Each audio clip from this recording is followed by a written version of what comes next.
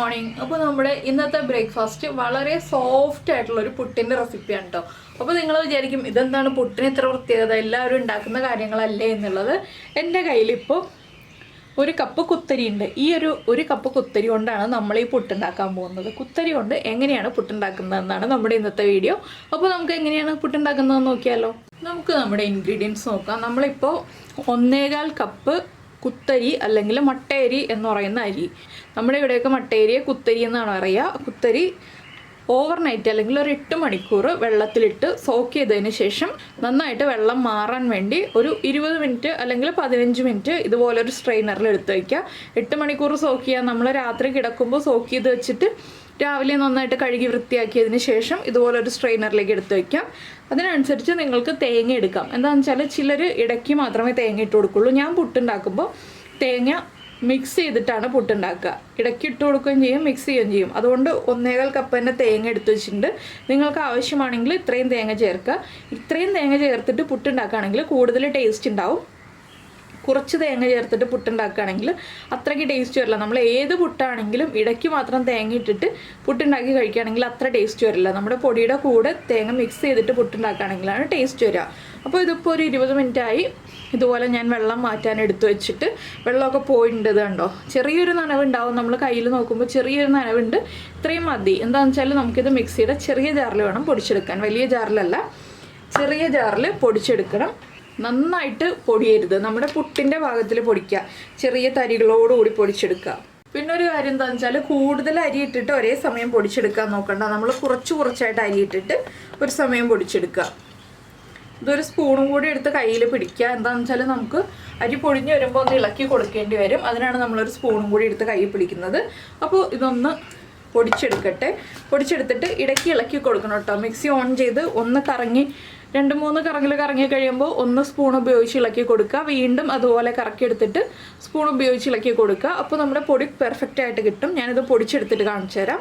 അപ്പോൾ നമ്മുടെ പുട്ടുപൊടി ഇതാ റെഡി ആയിക്കഴിഞ്ഞു. ഇതുപോലെ നൈസായിട്ടുള്ള തരികളോട് കൂടിയിട്ടുള്ള പുട്ടുപൊടിയാണ്. നമ്മൾ ഇതുപോലെ ഇങ്ങനെ ഇടുമ്പോൾ കറക്റ്റായിട്ട് പുട്ടുപൊടി നനച്ചതുപോലെ തന്നെ വീഴുന്നുണ്ട്. കണ്ടോ, അധിക സമയം നിങ്ങൾ മിക്സിയിൽ അടിക്കുകയാണെങ്കിൽ അത് കട്ടിയായിട്ട് വരും കേട്ടോ. നമ്മൾ അരഞ്ഞു വരും. അപ്പോൾ അധിക സമയം മിക്സിയിൽ അടിക്കരുത്. ഈ ഒരു ഭാഗം നമ്മളിങ്ങനെ ഇടയ്ക്ക് മിക്സിയുടെ ജാറിൽ നിന്ന് എടുത്തിട്ട് കയ്യിൽ നിന്ന് ഇങ്ങനെ ഇട്ട് നോക്കുക. അപ്പോൾ ഇതുപോലെ വീഴുന്നുണ്ടെങ്കിൽ പുട്ടുപൊടി കറക്റ്റാണ്. പച്ചരി പൊടിക്കുന്നതിനേക്കാൾ കുറച്ചുകൂടി സമയം എടുക്കും. എന്താണെന്ന് വെച്ചിട്ടുണ്ടെങ്കിൽ പച്ചരി പൊടിക്കാൻ വളരെ ഈസിയാണ്. മട്ടേരി ആകുമ്പോൾ കുറച്ചധികം സമയം എടുക്കും. ഒരുപാട് സമയം വേണ്ട കേട്ടോ. പച്ചരിയേക്കാൾ ഒരു മിനിറ്റൊക്കെ കൂടുതൽ എടുത്തിട്ടുണ്ടെങ്കിൽ നമുക്കിതുപോലെ പൊടിച്ചെടുക്കാം. ഇനി നമ്മളെന്താ ചെയ്യാന്ന് വെച്ചിട്ടുണ്ടെങ്കിൽ നമുക്കിതിലേക്ക് ഉപ്പ് ചേർക്കണം. നമ്മളിപ്പോൾ പുട്ടുപൊടി ആകുമ്പോൾ ഉപ്പ് ചേർക്കണമല്ലോ. വറുക്കൊന്നും വേണ്ട. ഉപ്പ് ചേർത്തിട്ട് നമുക്ക് മിക്സ് ചെയ്തെടുക്കാം. പുട്ടാകുമ്പോൾ എല്ലാവർക്കും അറിയാം ഒരുപാട് ഉപ്പ് ചേർക്കരുത്. ചെറിയൊരളവിൽ മാത്രം ഉപ്പ് ചേർത്ത് മിക്സ് ചെയ്യുക. അപ്പോൾ നമ്മൾ ചെറിയ അളവിലാണ് അരി എടുക്കുന്നതെങ്കിലും പൊടിച്ചു വരുമ്പോൾ കൂടുതലുണ്ടാവും കേട്ടോ. ഇനി ഇത് നന്നായിട്ടൊന്ന് മിക്സ് ചെയ്യുക.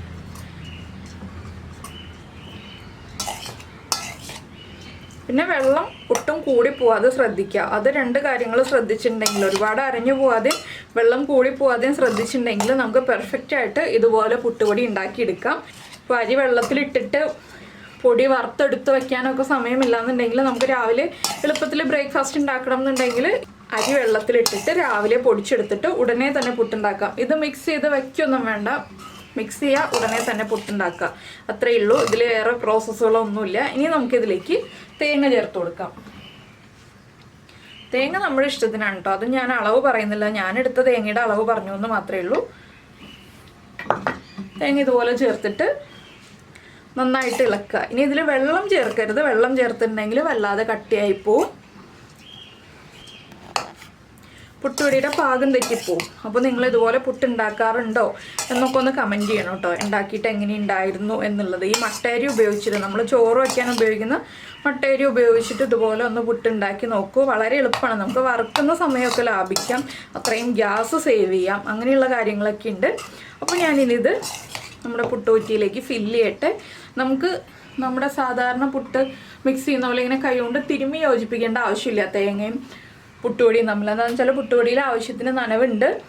തേങ്ങയുടെ നനവ് പുട്ട് അബ്സോർബ് ചെയ്തോളും. അതുകൊണ്ട് തന്നെ നമുക്ക് തിരുമ്മി യോജിപ്പിക്കേണ്ട. പിന്നെ ഞാൻ പറഞ്ഞല്ലോ, തേങ്ങ എന്നുള്ളത് നിങ്ങൾക്ക് ഇതിൽ ഓപ്ഷണലാണ്. കൂടുതൽ ടേസ്റ്റ് വേണമെന്നുണ്ടെങ്കിൽ ചേർക്കുക. കുറച്ച് ടേസ്റ്റ് മതി എന്നുണ്ടെങ്കിൽ ഈ ഒരു തേങ്ങ അവോയ്ഡ് ചെയ്യാം. ഇടയ്ക്ക് ഇട്ട് കൊടുക്കുന്നത് മതി. അപ്പോൾ ഞാൻ പുട്ടുകുറ്റിയിലേക്ക് പുട്ടിൻ്റെ ചില്ലൊക്കെ ഇട്ട് വെച്ചിട്ടുണ്ട്. ഇനി നമുക്ക് സാധാരണ പുട്ട് ഫില്ല് ചെയ്യുന്ന പോലെ തന്നെ ആദ്യം കുറച്ച് തേങ്ങ ഇട്ട് കൊടുക്കുക, പിന്നെ പുട്ടുപൊടി ഇട്ട് കൊടുക്കുക,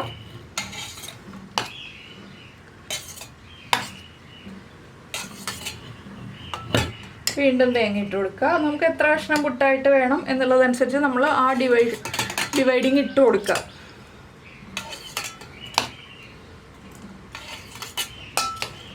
ഇതിപ്പോൾ 1.25 കപ്പ് എന്ന് പറയുമ്പോൾ ഒരു 3 കുറ്റി പുട്ടുണ്ടാക്കാനുള്ള ക്വാണ്ടിറ്റി ഉണ്ടാവും കേട്ടോ. നിങ്ങൾ അതനുസരിച്ചിട്ട് വേണം അരി എടുക്കാനായിട്ട്. നമ്മൾ അരി കുറച്ച് എടുക്കുള്ളെങ്കിലും പൊടി കൂടുതലുണ്ടാവും. അപ്പോൾ നമ്മൾ പുട്ടുകുറ്റി ഫില്ല് ചെയ്ത് കഴിഞ്ഞു. ലാസ്റ്റും കൂടി തേങ്ങ ഇട്ട് കൊടുക്കുക. ഇനി നമ്മൾ സാധാരണ പുട്ട് വെച്ച് കുക്ക് ചെയ്യുന്ന പോലെ കുക്ക് ചെയ്തെടുക്കുക. അപ്പോൾ കുക്കായി വരാൻ ഒരു 2 മിനിറ്റ് സമയം കൂടുതലെടുക്കും. അതും കൂടി നമ്മളൊന്ന് ശ്രദ്ധിക്കുക. സാധാരണ പുട്ട് കുക്ക് ചെയ്യുന്നതിനേക്കാൾ 2 മിനിറ്റും കൂടി സമയം കൂടുതലെടുക്കും. അത്രയും സമയം വെച്ച് കുക്ക് ചെയ്തിട്ട് ഞാൻ കാണിച്ചു തരാം പുട്ട് എങ്ങനെയുണ്ടെന്നുള്ളത്. അപ്പോൾ നമ്മുടെ പുട്ട് കുക്കായി വന്നിട്ടുണ്ട്. ഞാൻ എടുത്തു. അപ്പോൾ നന്നായിട്ട് ആവി വന്നു കഴിഞ്ഞിട്ട് ഫ്ലെയിം കുറച്ച് വെച്ചു. ചെറിയ ഫ്ലെയിമിൽ വെച്ച് വീണ്ടും ആവി വന്നതിന് ശേഷമാണ് എടുത്തിട്ടുള്ളത്. ഇനി ഞാൻ ഈ ഒരു പ്ലേറ്റിലേക്കാണ് പുട്ട് കുത്താൻ പോകുന്നത്. ചിലപ്പോൾ പൊടിഞ്ഞു പോകാൻ സാധ്യതയുണ്ട്. എന്താണെന്ന് വെച്ചാൽ പ്ലേറ്റിൻ്റെ കുഴപ്പമാണ്. ഇതുപോലെ സൈഡ് പൊങ്ങി നിൽക്കുന്ന പ്ലേറ്റ് അല്ലാതെ നമ്മൾ പരന്ന പ്ലേറ്റിലേക്ക് കുത്തുമ്പോഴാണ് കറക്റ്റായിട്ട് നമുക്ക് പുട്ട് പൊടിയാതെ കിട്ടുക. ഇതുപോലെ സൈഡ് പൊങ്ങിയിട്ടുള്ള പ്ലേറ്റിലേക്ക് കുത്തിയിട്ടുണ്ടെങ്കിൽ ചിലപ്പോൾ പൊടിഞ്ഞു പോകും. അപ്പോൾ ഞാനത് കാര്യം പറഞ്ഞു എന്നേ ഉള്ളൂ. നിങ്ങളാണെങ്കിലും ശ്രദ്ധിക്കുക. പുട്ട് പൊടിഞ്ഞു പോകാതെ കിട്ടണം എന്നുണ്ടെങ്കിൽ ഈ ഒരു പ്ലെയിൻ ആയിട്ടുള്ള പ്ലേറ്റ് എടുക്കുക. ഞാനിപ്പോൾ ബ്ലാക്ക് പ്ലേറ്റിൽ കാണാൻ ഭംഗി ഉണ്ടാകാൻ വേണ്ടിയിട്ടാണ് ഇതെടുത്തത്. അപ്പോൾ എൻ്റെ കയ്യിലുള്ള ബ്ലാക്ക് പ്ലേറ്റ് വേറെ ഇല്ല, ഇതുപോലെ സൈഡ് ഇല്ലാത്തതില്ല. അതുകൊണ്ടാണ് ഞാൻ ഇതുപോലെ എടുത്ത് കാര്യം പറഞ്ഞത്. ഇനിയിപ്പോൾ നമുക്ക് പതുക്കെ പുട്ട് കുത്തിയെടുക്കാം. കണ്ടോ, പുട്ടിൻ്റെ തുമ്പ് ഭാഗം ചെറുതായിട്ടൊന്ന് വിട്ടു വന്നു. പക്ഷേ നല്ല സോഫ്റ്റ് പുട്ടാണ്. ഇനി നമ്മൾ ആദ്യം ഫില്ല് ചെയ്തതുപോലെ തന്നെ വീണ്ടും പുട്ട് ഫില്ല് ചെയ്ത് റെഡിയാക്കി എടുക്കുക. അപ്പോൾ ഞാനിനി പുട്ട് മുഴുവനും റെഡിയാക്കി എടുക്കട്ടെ.